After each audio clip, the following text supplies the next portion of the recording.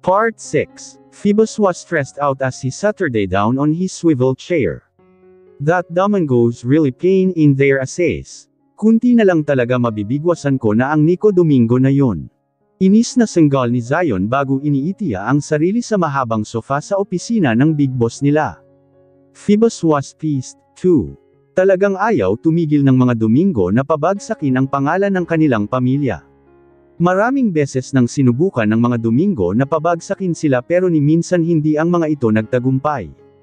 They even use people that's close to them just to make us suffer.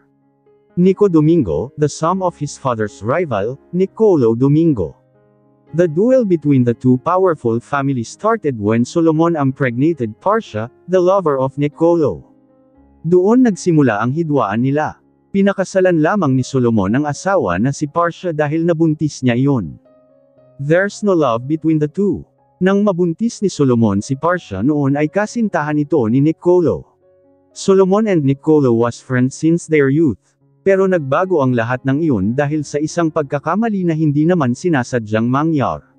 Naghiwalay din naman kalaunan si Solomon at Portia dahil sa mga panlolokong ginagawa ni Portia. Portia was such a wicked slow. Likas kay Portia ang mangloko. It's her way to survive. Dumidikit ito sa mga mayayaman na lalaki at manghuhutot ng pera. Hindi lang moari ni Phoebus at Solomon kung hanggang ngayon pataoy na patay si Nicolo kay Portia. Solomon knows it's his fault why their friendship with Domingos are ruined and in vain. Kaya nga kahit anong gawin ng mga Domingo kahit ilang factory pa ang sunugin at pasabugan ng mga ito, hinahayaan lang nila. As long as no people would get hurt, it's fine with them. Kahit nga ang mga Domingo ang naging dahilan kung bakit iniwan si Phoebus ng dating kasintahan nito na si Vernes. History repeats, it does. Dahil si Nico ang naging lalaki ng dating kasintahan ni Phoebus. At ang mga Domingo din ang dahilan kung bakit nakidnap si Andrew noong 1 taon gulang pa lang ang bata. Huminga ng malalim si Phoebus. I wanted to go home. Wala sa sariling salita ni Phoebus habang nakatingala sa kisame. Kakatapos lang niyang tumawag kay Cyrus. Meron pa tayong isang factory na bibisatahon, Big Boss. Pagod na turan ni Zion. Kaya sila busy dahil 4 na factory ng kanilang pagawaan ng constructions materials ang pinasunog ng mga Domingo. Last na yun. Tiisin mo muna ang pagkamis sa magiging asawa mo asawa. Kahapon pa pinag-iisipan no Phoebus iyon. Hindi siya sumagot sa tanong ng kanyang ama kahapon dahil natatakot siya. What if the past will happen again? Paano kung kagaya din ni Vines si Stella? Paano kung iwan din siya? Paano kung madala din sa pera si Stella gaya kay Vernes? Kaya lang naman nasa bahay parent nila sa Stella dahil sa 1 milyon na sahod nito kada buwan. He's stressed out. Dumagdag pa itong mga pasting Domingo na to. Kapag talaga siya mapuno, papatulan na talaga ni Phoebus ang mga kalokohan ng mga ito. Hindi tuloy siya nakapag-isip ng tama. Let's make it done. Tumayo si Phoebus at lumabas ng opisina. Sumunod naman agad ang mga kasama niya kabilang ang ama na parang lasing kung maglakad dahil tinatamad ito. Where's the location of the next factory? Phoebus asked. Marikina, ikling sagot ni Kenzo. Too far, Phoebus sighed again. Pumasok sa van na nakaparada. Talagang pagod na siya at uwing-uwi na. He misses his son and also Stella. Pagkaandar ng sasakyan nila saka naman tumunog ulit ang cellphone ni Phoebus. Pagod niyang kinuha sa telepino na nasa bulsa saka agad ang tawag ng hindi man lang tinitingnan. Phoebus Altaroza, speaking. Ani Phoebus sa pagod na boses. Who's this? Ako ito, boss. Napataas ang kilay ni Phoebus nang marinig ang nanginginig at parang takot na boses ni Cyrus. Why did you call, Sai? Is everything okay there? Napaayos ng upo ang lahat ng makarinig kay Phoebus, B-boss si Andrew nasa hospital nanginginig na sambit ni Cyrus. Nakakain ng manok mura malakas na mura ni Phoebus. Parang nanlamig ang kanyang buong katawan nang marinig ang salitang hospital. Track down Cyrus, location. Andrew is at the hospital. Nang marinig ito ni Zion na siyang nagmamaneho ay agad iyong pinaharurot. Kulang na lang lumipad ang kotse dahil sa tulan ng kanilang takbo. Mabuti na lang at wala gaanong dumadaan kaya agad nilang neratang ang hospital kung nasaan si Andrew. Aligaga si Phoebus at hindi magawang Kern Alma. This is the reason why chicken is forbidden in his household. Nakuha iyon ng anak sa kanya na parehas silang allergic sa manok. Unang bumungad sa kanila ang nakatayong si Cyrus sa labas ng isang kwarto sa hospital. Agad na sinunggaban ni Phoebus ng isang malakas na suntok si Cyrus at mahigpit iyon na hinawakan ang kwelyuhan nito. I told you to watch over my son, Cyrus. Phoebus punched Cyrus again. Akmang aambahan na naman ni Phoebus ng suntok si Cyrus nang pinigilan siya ng ama. Stop, the damn crap, Phoebus. Away ni Solomon at hinayla ang anak. Mapupuruhan nito si Cyrus kung hindi pa nila ito pipigilan.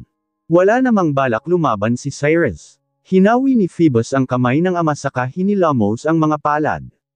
Where my son? Ipagdasal mong walang malalang nangyar sa anak ko, Cyrus, kundi ako mismo ang papatay sa iyo. Huling-ani Phoebus saka pumasok sa loob ng kwarto. Sakto naman natapos nang i-check ang kanyang anak ng isang doktor. How's my son, Doc?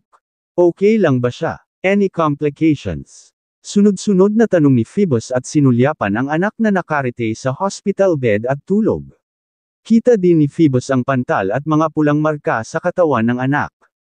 He's now stable, sir. Magalang na sagot ng doktor. Mabuti na lang at nasugad agad ang bata sa hospital. We already gave him an antihistamines for his allergies. Sa ngayon ay nagpapahinga lang siya. We need to monitor him for the next hour so he need to stay here for a bit. Bilin ng doktor at umalis ito sa kwarto. Agad na nilapitan ni Phoebus ang anak saka inayos ang kumot nito. Dahil sa pagmamadali at pagkabahala sa anak hindi napansin ni Phoebus ang dalagang nakaupo sa couch sa loob ng kwarto na umiiyak habang nanginginig. Sorry, pabulong na wika ni Stella. Nang marinig iyon ni Phoebus ay binalingan niya ang dalaga. Halo-halong emosyon ang agad naramdaman ni Phoebus nang makita ang magtong mukha ng dalaga. Lalapitan sana iyon ni Phoebus pero agad siyang natulos sa kinatatayuan nang marinig ang tinura nito. Sorry, hindi ko naman alam na may allergy pala si Andrew. Hagulgol ng dalaga. Kasalanan ko, ako ang nagpakain sa kanya ng manokyu. Matalim na sambit ni Phoebus habang hinarap ang dalaga. Anger clouded his mind. He couldn't think any good. Anong karapatan mong magdesisyon para sa anak ko? Anong karapatan mo? Phoebus was like a roaring thunder. Binabayaran kita para bantayan ng mabuti ang anak ko, hindi ang ipahamak siya. Alamin mo ang papel mo, Stella, at huwag kang magpakananay sa anak ko dahil hindi ikaw ang ina niya. Sambat ni Phoebus na ikinabigla si Stella. You're just someone I paid to watch over, my son. That word pained Stella. Nanuot ang sakit at bigat sa bawat salita na binato sa kanya ng binata. Parang libo-libong karayam ang tumarak sa kanyang dibdib. Mapait na ngumiti si Stella. Tama nga ito. Binabayaran siya para lang bantayan si Andrew. Bakit niya nga ba nakalimutan iyon? When Phoebus saw pain across Stella's eyes, doon lang niya naisip na sumobra siya. He went overboard. Hindi naman niyang sinasadyang masabi iyon. It was a words in the spur moment of time.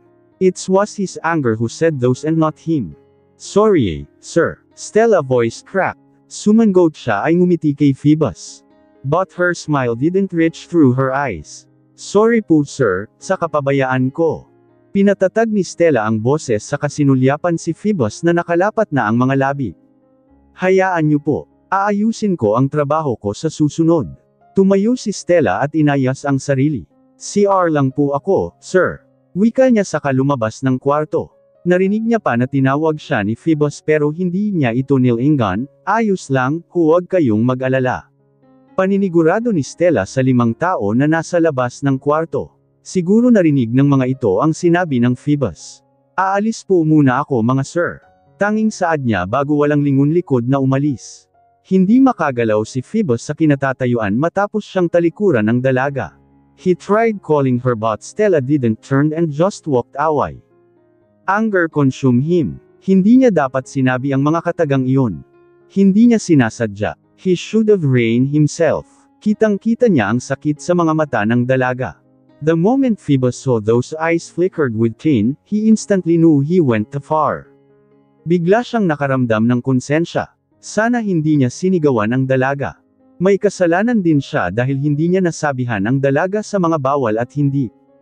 It's my fault, Phoebus though. Kailangan kong kausapin at humingi ng tawad.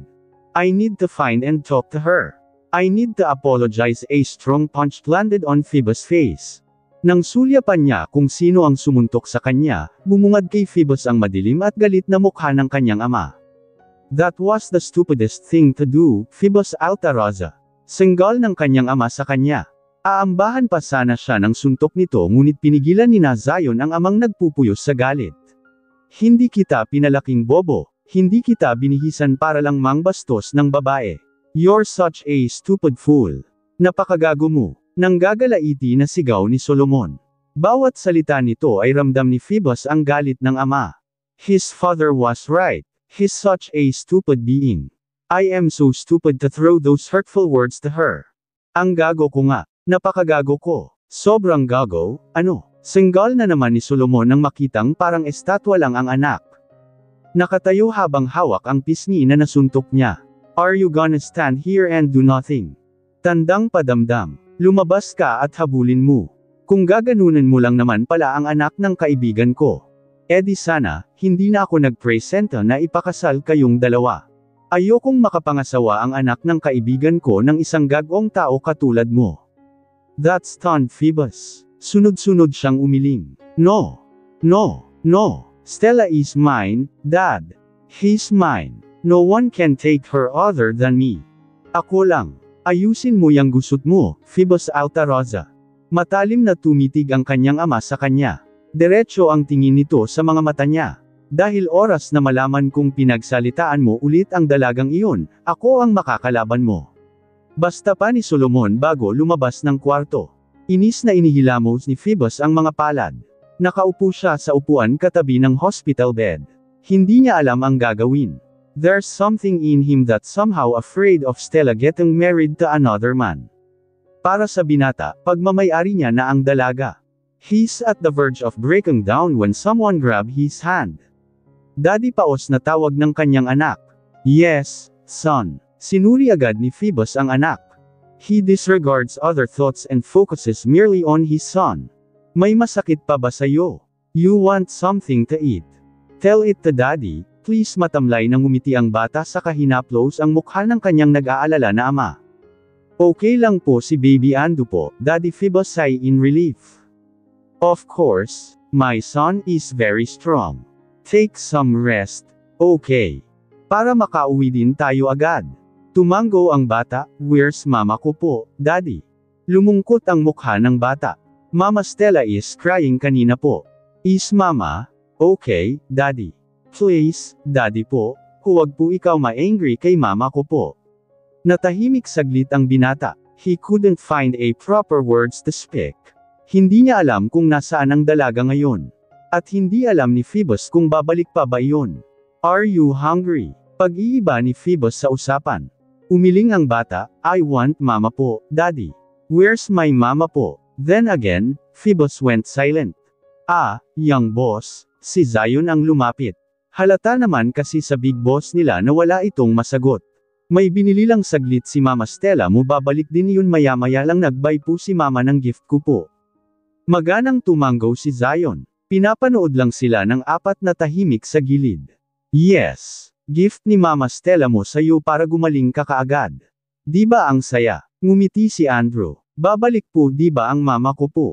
Oo naman. Masiglang ani Zion. Pero dapat mag-sleep ka muna. Tapos paggising mo, nandito na si Mama Stella mo kasama ang gift mo. Andrew gave them a weak yet happy smile. Okay po, ani Pareto bago naghikab at pinilit ang mata.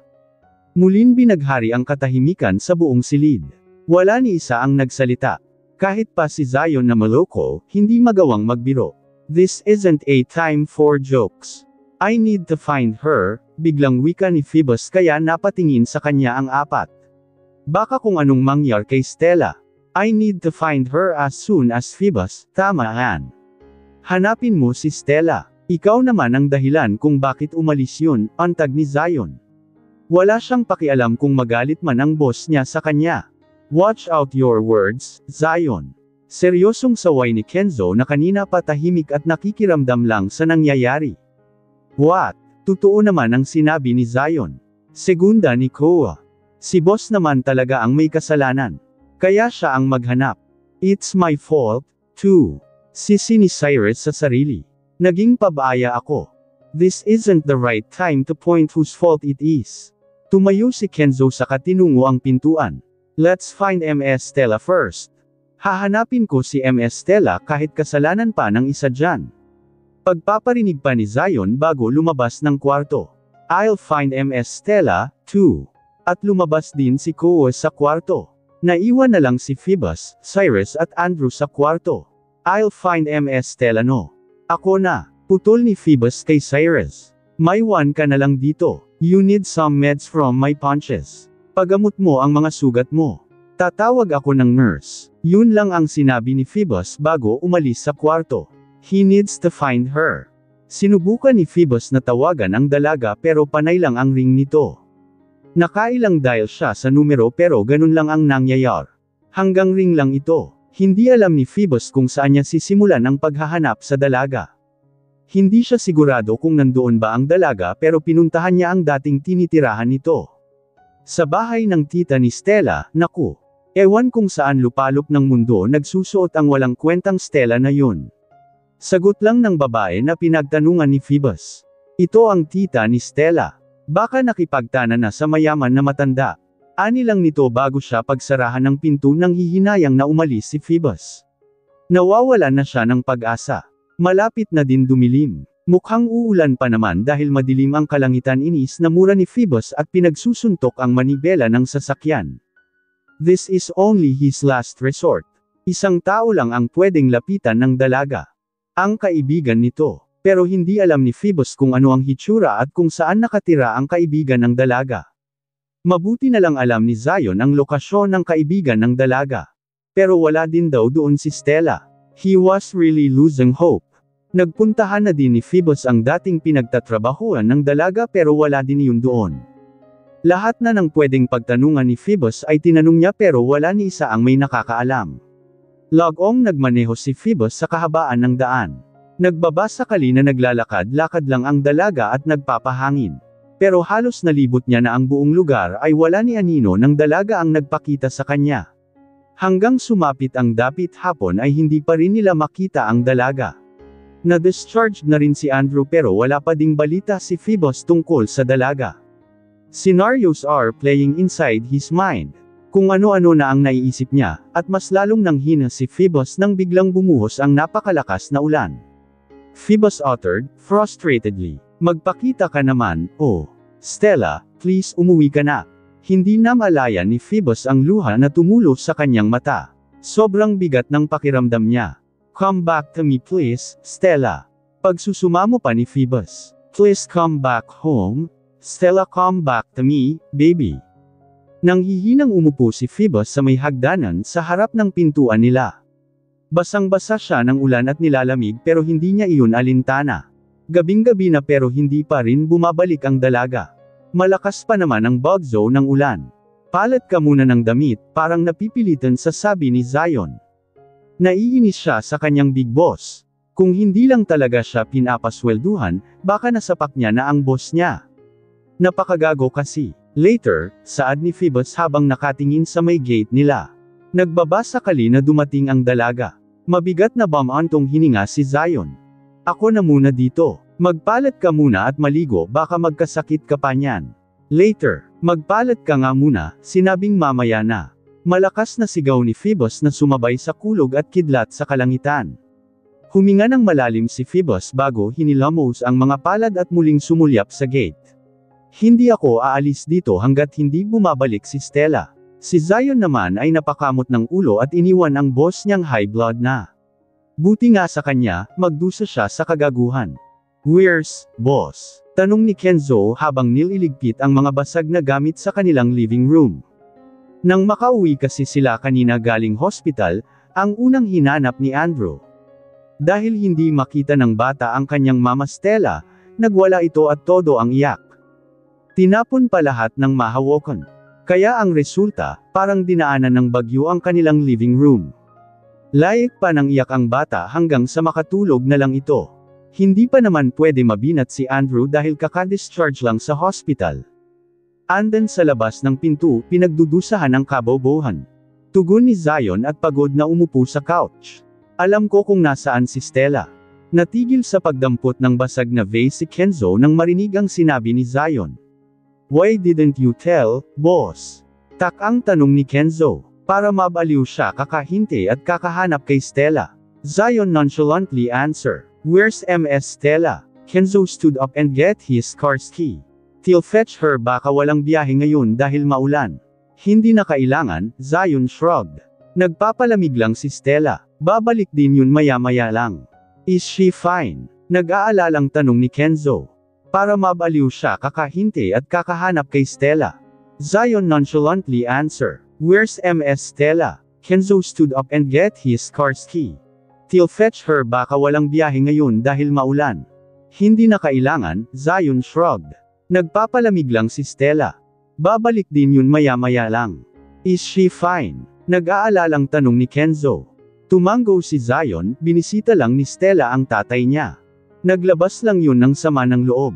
Huminga ng malalim si Zion at inalala ang estado kanina ni Stella nang makita niya ito sa puntod ng kanyang tatay. Nakasandal si Stella habang tulog. Mabuti na lang talaga at naisipan niyang puntahan ang sementeryo at hindi nga magkamali si Zion. Nandun nga si Stella. Hindi niya na ito ginaisang at kinumutan na lang ng jacket na suot. Wala pa ba si Ms. Stella? Nag-aalalang tanong din ni Koa habang pababa ito sa hagdan. Imbes na sumagot, nagtanong lang si Zion. Si Andrew, tulog na. Tugon ni Koa. Binabantayan ni Cyrus. Pati sila apat na stress na din sa nangyayari. Si Solomon naman ay hindi din nila mahagilap nang umalis iyon kanina sa hospital matapos masuntok at sermonan si Phoebus. Pinagtulugan na lang nila ang pagligpit sa living room nang walang salita. Parang ang bigat kasi. Hindi nila alam pero pati sila apektado sa nangyayari. Si Phoebus naman ay nanatiling nakaupo sa labas ng pintuan. He's contemplating everything. Sana lang talaga bumalik pa ang dalaga dahil ipapangako niya na oras na umuwi ito. Hindi niya na ito papayagan pang umalis while Phoebus patiently waiting outside. Stella on the other hand wakes up with blinding light that hitting her eyes. Miss gising po. Ani ng isang panlalaking boses. Gabi na po. Bakit nandito pa kayo? Inimulat ni Stella ang mga mata. Sorry po, kuya. Tugon ni Stella sa security guard na gumising sa kanya. Madilim na pala. Hindi niya namalayan ang oras dahil nakatulog siya habang kinakausap ang puntod ng kanyang tatay. Walang iba siyang mapupuntahan kundi ay tatay niya. Ayaw naman ni Stella istorbuhin pa ang kaibigan dahil nahihiya na siya. Ang dami niya nang hiningi na pabor. Tumayo si Stella. Doon niya lang napansin na may jacket palang nakakumot sa kanya. Kilala niya ang jacket na iyon dahil paborito iyon na suotin ni Zion. Aalis din po ako maya-maya, kuya. Ngumiti naman ang guard. Magpatila ka muna ng ulan bago ka umalis, miss. Wala kasing biyahe ngayon dahil malakas ang ulan. Tatawagan na lang kita dito kapag may rumanda na mga pulis para mahatid ka sa bahay mo. Salamat po, kuya. Umalis ang security guard matapos niyang magpasalamat. Si Stella naman ay napabuntong hininga. Huminga siya sa ibabaw ng puntod ng ama. Mabuti na lang talaga medyo napaayos na ng kaibigan niya ang puntod. May grills na ang palibot ng himlayan ng ama at may bubong na din. Kinuha ni Stella ang cellphone sa kanyang bulsa para tingnan ang oras. Wala siyang ibang dala na gamit kundi ang cellphone niya lang. Pagbukas niya ng cellphone ay puro missed calls at text messages ang notifications noon. Lahat ng messages ni Phoebus ay tinatanong kung nasaan siya at nang hiningi ng sorry. Ibinalik na lang ni Stella ang cellphone sa bulsa. 11:00 na pala ng gabi. Napagod siya kahit wala naman siyang ginawa. Nawala ng gana si Stella. She felt so drained and tired. Ramdam niya din ang sakit ng mga mata. Feeling niya lalagnatin siya bukas. Ang bigat ng pakiramdam niya. Tumitig lang muna si Stella sa bubong at nagmuni-muni. Naiinitindihan niya ang binata. Tama si Phoebus, dapat alam niya ang kanyang papel. Bayad siya kaya kailangan niyang gawin ng tama ang kanyang trabaho.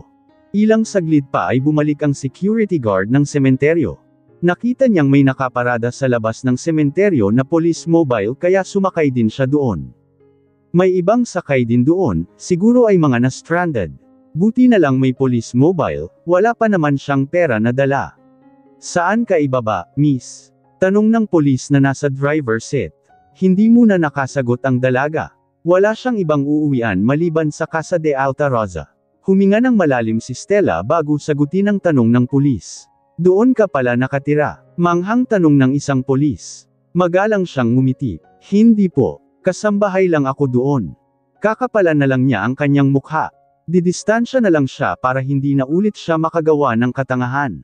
After a short ride, the police mobile parked in front of a large black gate. Nagpasalamat si Stella sa mga police officers na maghatid sa kanya. Madali lang naman na nabuksan ni Stella ang malaking gate ng Casa de Alta Rosa. Naka-face sensor din kasi ang gate. Kusa na lang itong babukas kung kilala ang taong nasa may gate. Patakbong binaybay ni Stella sa kahabaan ng pasilyo. Pero agad siyang patihil nang makita ang taong nakayuko sa may hagdanan sa labas ng kanilang pintuan. Nakayuko si Phoebus at basa ito. Siguro naramdaman ng binata ang kanya titig kaya umangat at tingin ito. Nanlaki ang mga mata ni Phoebus nang makita ang dalaga sa harap. Ned didn't waste a single time and throw himself on Stella and hug her tightly. You came paos na wika ni Phoebus at mahigpit na niyakap ang dalaga. Akala ko hindi ka na babalik. I'm sorry it was stupid of mine, forgive me, baby forgive me. Please kanina pa kita hinihintay kami ng anak mo kanina ka pa namin hinihintay. Hindi nyo na dapat ako hinitay, sir. Putol ni Stella kay Phoebus at kinalas ang pagkakayakap sa kanya at bahagyang umatras. Pasensya na po sa nangyari kanina hindi na po mauulit yun. Pangako, bahagyang yumukod pa si Stella sa harap ng Phoebus bago niya ito talikuran. Natulos naman sa kinatatayuan si Phoebus at sinundan lang ng tingin ang papalayong balto ng dalaga. Why does it sound so painful by just hearing her calling him as sir? Tinatamad siyang nakipag-usap. Her social battery ran out for no reason. Wala naman siyang ginawa pero parang pagod na pagod siya. Nakita niya pa ang tatlo sa living room na may gulat na mukhang tumingin sa kanya. Si Cyrus lang ang wala sa apat. Magalang nang umiti si Stella sa tatlo. Good evening po, mga sir. Ani Stella at dali-daling umakyat patungo sa kanyang kwarto. Masama ang pakiramdam ni Stella nang magising siya kinaumagahan. May kunting sinat siya dahil siguro sa ulan at hamog kahapon maagang siyang bumangon para ipagluto ang kanyang mga boss. Nakita pa ni Stella ang chicken nuggets na niluto niya kahapon sa lamesa kaya tinapon muna iyon ng dalaga. Siguro walang may pumasok sa kusina nila kahapon dahil sa nangyari. Alas 6 pa lang ng umaga kaya si Stella pa lang ang gising sa buong bahay. Panay ang bahing at singot niya habang nagluluto. Uminom naman na siya ng gamot matapos niyang magkape. Nakasuot din siya ng face mask para hindi madumihan ang niluluto niya. 3 face mask pa talaga ang pinagpatong-patong niya para sure na safe. Ang aga mo naman magising, Stella. Napalingon si Stella sa nagsalita. Si Zion iyon kakapasok lang sa kusina. Halatang bagong gising dahil magulo pa ang buhok nito at walang suot na pang-itaas na damit. Good morning po, sir.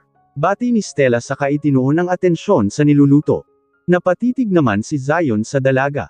Ako sir. Medyo kakaiba ang dating sa tawag ni Stella ngayon sa kanya. Mas okay pa kung patay gutom ang itawag nito sa kanya kaysa ang sir. Hindi ka ba naiinitin sa suit mo na face mask? Ang kapal niyan. Tanong ni Zion habang nagtitimpla siya ng kape. Ayos lang naman. Maikling tugon ni Stella. Salamat nga pala sa jacket mo kahapon, sir. Ibabalik ko na lang mamaya. Nilaban ko pa kasi. Hindi magawang makasagot si Zion. He just blinked at the cold Stella. Kailangan niyang i-report sa chismosogang ang nangyayari. Baka sinasapian ng mahal na reyna nila. Naramdaman ni Stella ang pag-alis ni Zion sa kusina. Mabuti na lang at umalis na ito. Talagang wala siyang gana makipag-usap ngayon kahit kanino tinapos na lang ni Stella ang pagluluto. Hinain niya lahat sa lamesa ang almusal. Maya-maya magsisidatingan din ang mga kasama niya sa bahay. Hindi nga nagkamali si Stella dahil dumating din ang mga kalalakihan. Kasama si Zion na ngayon ay may suot ng damit. Good morning po mga sir, bati ni Stella sa kanilapitan si Phoebus para kunin ang bata na karga nito, nang hindi ito tinatapunan ng tingin. Kahit isang sulyap, kitang-kita naman ang pagkadismaya sa mukha ni Phoebus dahil sa inakto ng dalaga. May kung anong emosyon ang nabuhay sa kanyang dibdib. Mama, I miss you po. Agarang tura ng bata nang kargahin siya ni Stella. Humalik pa ito sa pisngi ng dalaga, like po si Baby Ando kahapon kasi iniwan niyo siya again. Parang nagtatampo pa wika ni Andrew.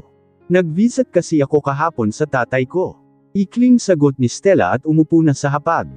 Totoo naman talaga na bibisita niya kahapon ang ama, tahimik din na umupo ang kalalakihan at lahat ng mata ay nakatutok sa walang emosyon na mukha ng dalaga habang nakikipag-usap ito sa bata. Nasaan po ang tatay mo, mama ko? Sementeryo, that piqued Phoebe's interests. Sumulyap siya sa dalaga at nagtanong, "You visit your father yesterday? Doon ka ba pumunta matapos ang nangyari sa hospital? Anong gusto mong ulam?" Sapo na tanong ni Stella sa bata, dahilan para matigil si Phoebe sa pagsasalita. Hindi pinansin ni Stella ang lungkot na bumatuloy sa mata ng binata. At nakita ng apat na tsismoso kung papaano malungkot ang mukha ng kanilang big boss. Sabi ko sa inyo diba? Parang sinapian ng ibang espiritu si Stella. Mababang boses na bulong ni Zion sa apat na katabi habang nanunood kina Stella at Phoebe na parang nasa teleserye sila. Keep quiet and just eat, Zion. Saway ni Kenzo, the one and always strict. Pero ang totoo niyan ay nakikichismis din si Kenzo, hindi lang siya nagpapahalata. Mama, drink water po, request Andrew. Akmang kukunin sana ni Stella at Pitchell na may tubig pero naunahan siya ni Phoebe. Here, abot ni Phoebe sa baso na may lamang tubig sa dalaga. Pero gaya ng una, hindi ito pinansin ng dalaga at siya mismo ang nagsali ng tubig sa ibang baso at pinainom liyon sa bata. Parang tanga naman na napatitig si Phoebe sa basong hawak. Hindi man lang iyon tinapunan ng tingin. Hanggang sa matapos silang kumain, kahit ni isang beses, hindi tumingin sa kanyang Derek Zion ang dalaga. Hindi din siya pinapansin o pinapakinggan man lang, para lang tanga si Phoebe na nakikipag-usap sa sarili dahil walang tugon mula sa dalaga. And Phoebe starting to get irritated. Naiinis siya sa inaakto ng dalaga. Panay ang sabat ni Phoebe tuwing nag-uusap ang kanyang anak at si Stella, pero kapag siya ang nagtatanong, hindi sumasagot ang dalaga. Stress na binato ni Phoebe ang canned beer na hawak. Buweset, hindi niya alam kung ano ang gagawin. Kung papaano susuyuan ng dalaga. Alam niya kung bakit ganun ang pakikitungo ng dalaga sa kanya. Arg! Malakas na sigaw ni Phoebe sa kasinabunutan ng sarili. Mababaliw na yata siya. Kunti na lang talaga at sa mental na ang kanyang bagsak. Palaging siyang hindi pinapansin ni Stella. Parang tanga na si Phoebe na palaging nanghihingi ng atensyon sa dalaga. Lumabas si Phoebe mula sa kanyang mini gym. Matapos nilang kumain kanina ay doon siya dumaretso. Naiinis siya dahil hindi siya pinapansin ni Stella. Tagak-tagak ang kanyang pawis habang pababa sa hakgan. At bago pa man siya tuluyang makababa, nakita niya ang dalaga sa living room at ginagamot ang pasa sa mukha ni Cyrus dahil sa suntok niya kahapon. Jealousy creeps against his system. Fuck. Kapag ako ayaw pansinin pero nagawa pang gamutin ang sugat ni Cyrus. Parang gusto tuloy ni Phoebe bugbugin si Cyrus, Tangina talaga. Putanjay na selos to. Mabilis na naglalakad si Phoebe sa direksyon ng dalawa at kinuha sa kamay ng dalaga ang bulak na hawak nito at hinagod iyon kay Cyrus. Gamutin mo yang sugat mo, Sai. Malaki ka naman kaya muna ang sarili mo. Singgal ni Phoebe at hinayla ang dalaga at dinala iyon sa kung saan. Nagpahila lang din si Stella dahil pagod siyang makipag-argumento pa. Nang makarating silang dalawa sa likod bahay ay agad na pinasandal ni Phoebe ang dalaga sa pader at siniil iyon ng marahas na halik. Sinipsip pa ni Phoebe ang labi ng dalaga. Pero agad na natigil ang ginagawa. Para lang estatwa si Stella na nakatayo habang walang emosyong nakatitig sa kanya.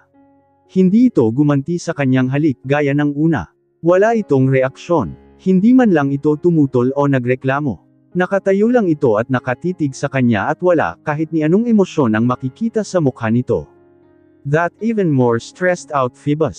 Ay, sorry paos na wika ni Phoebe saka lumuhad sa harap ng dalaga at yamakap sa bewang nito saka isinubsob ang mukha sa tiyan ng dalaga. Pansinin mo naman ako, Stella. Sulyapan mo naman ako kahit isang beses lang. Tuldok-tuldok. Kausapin mo naman ako, oh. Parang awa mo na. Pagsusumamo ni Phoebe habang nakaluhod. Stop treating me so coldly. Mababaliw ako sa 29 na taon na nabubuhay si Phoebe, ngayon lang siya humagulol. In his whole existence, Stella is the only person who can make him sane and crazy at the same time. Kahit hindi mo muna ako patawarin, Stella, basta pansinin mo lang ako. Tuldok-tuldok. Pakikiusap ni Phoebus. He was at his lowest state. Wala siyang pakialam kung mukha man siyang kawawa ngayon. Kahit isang sulyap lang, ayos lang sakin, he begged. Walang naging tugon si Stella. Hindi niya akalain na luluhod sa kanyang harapan ang binata. Kita niya ang pag-alog ng balikat ni Phoebus, tanda na umiiyak ito. Ramdam niya din ang pagkabasa ng kanyang damit kung saan nakasubsob ang mukha ng binata. Alam ko na nasaktan kita, I won't deny that. Gago ako sa parte na yon. Pagpapatuloy ni Phoebus. Magalit ka, sumbatan mo ako, sampilan mo ako, kahit bugbugin mo pa ako, ayos lang, basta pansinin mo lang ako. Mababaliw na ako, Stella. Isang araw pa lang na hindi mo ako pinapansin, nagkakaganito na ako. Mas humigpit ang yakap ni Phoebus sa dalaga. Stop giving me cold shoulder, baby, please. Huminga ng malalim si Stella saka inangat ang mukha ng binata. Pulang-pula ang mata ni Phoebus at basa ang buong mukha nito ng pawis. I'm sorry, baby, a tear fall from his eyes. Please stop treating me coldly, nagkibit balikat si Stella. Okay, sagot niya bago talikuran si Phoebus na nahaluhod pa rin. Oh, anyari sa'yo, Big Boss? Ba't mugto yang mata mo? Tak ang tanong ni Zion sa Big Boss nila.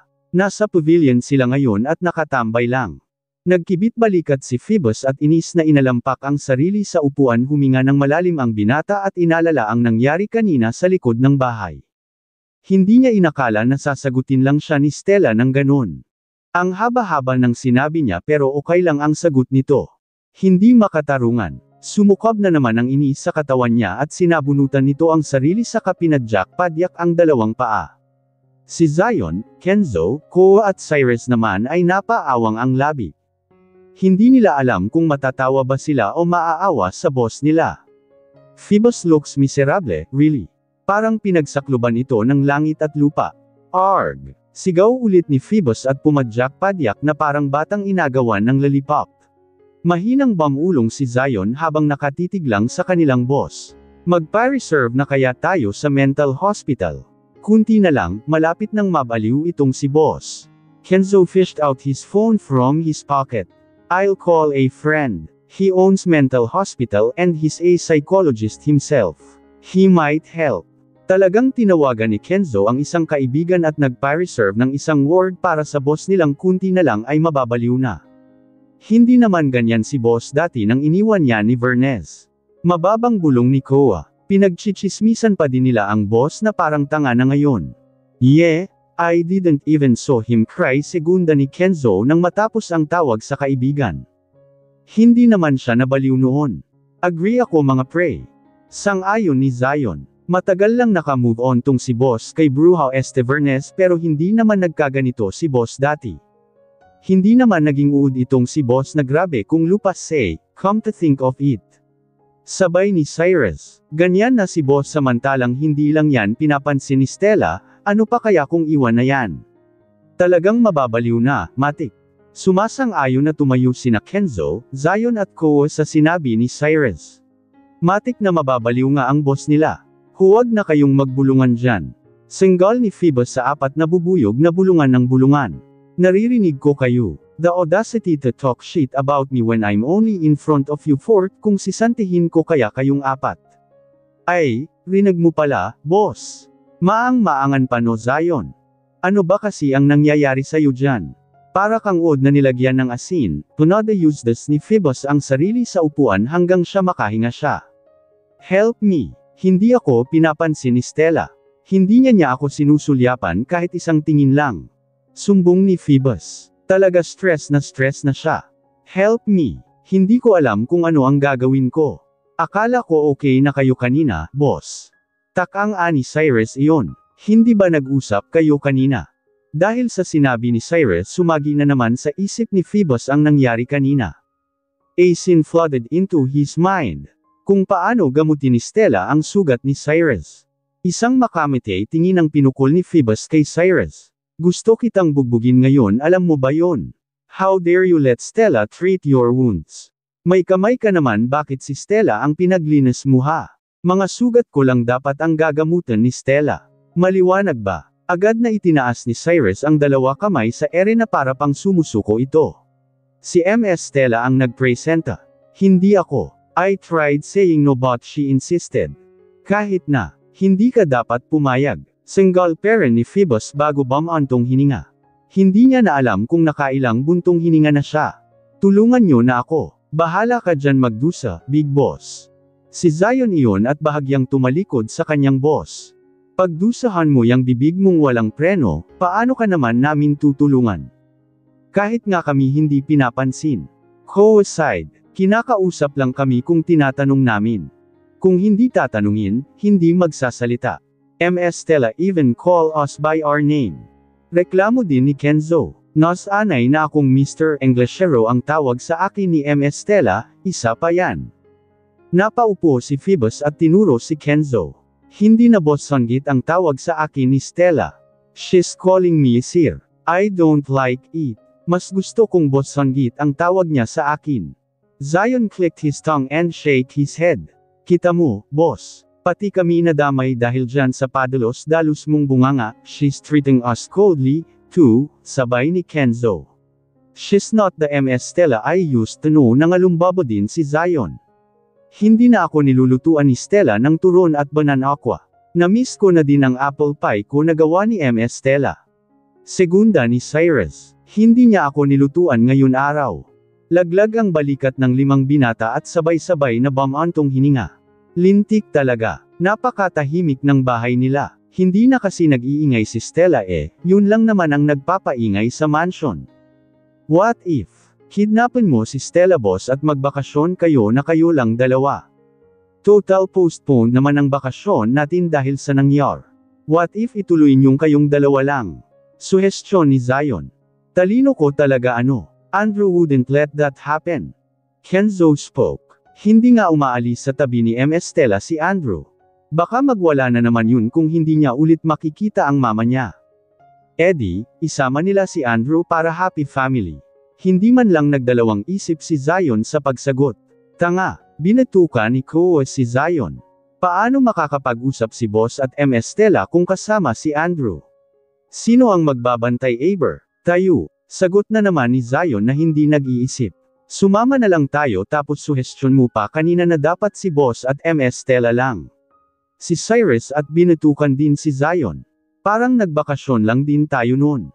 That's actually a good idea. Pumalakpak si Phoebus ng isang beses, let's continue the vacation. Doon ko susuyuan si Stella. I'll make sure she'll really forgive me. Phoebus smirked. Sa Costa Altarosa doon tayo magbabakasyon. Pinal na saad ni Phoebus. Parang nabuhayan siya bigla. May plano siya kung papaano siya mapapatawad ng dalaga. Siguraduhin niya na bago pa sila umuwi ay magkaayos na silang dalawa. Phoebus Green Everly, wait for me Stella. Hintayin mo ang pang-aakit na gagawin ko. I'll seduce you until you soften. Akala ko ba hindi kami allowed puntahan sa Costa Altarosa? Litong tanong ni Koa. You forbid us to visit that private island you own boss, Koa pointed out. Kahit isang beses mula nang bilhin mo ang islang iyon ay hindi mo kami pinapayagan na pumunta doon. I'll allow you. Don't ask too much question. Desisyon agad ni Phoebus, wala nang patumpik-tampik pa. Ready you things and we'll go there first thing in the morning. What's the sudden change of mind, boss? Kenzo looked baffled. It's been a year since you visit that place. Bakit ngayon tayo pupunta ngayon? That island was precious to me. Ani Phoebus. I promised myself that I'll only allow people to enter that island once I found the woman I'll treasure and live with. Phoebus smiled so sickly. Nahanap ko na ang taong iyon, so I'll let you come to Costa Altarosa. I'll bring tomorrow Stella there. Costa Altarosa was an island in Palawan the Phoebus bought. Tama ang sinabi ng mga kaibigan. Siya lang at ang caretaker ng isla ang tanging tao ang nakakapasok sa isla. For Phoebus, Costa Altarosa was his pledge of love for the woman he promised to be with for the rest of his life. At alam niyang si Stella ang babaeng iyon. Si Stella na ang babaeng makakasama niya habang buhay. Sigurado na siya, sobrang siguro, naiiling na umirap si Zion. Ayun, talagang tinamaan na. Hindi nakailag sa pana ni Cupido ang gago. Segunda ni Koa. Lovesick full pakikisali ni Kenzo. Ihahanda ko na lang ang van na gagamitin bukas. Ani Cyrus saka tumayo para ihanda ang sasakyan na gagamitin bukas. Nagkanya-kanya ding asikaso sina Phoebus. Tingnan lang natin kung hindi pa lalambot si Stella sa gagawin niyang panunuyo. Buckle yourself up baby, and just watch out how Phoebus Altaroza make your knees wobble in so much kilig.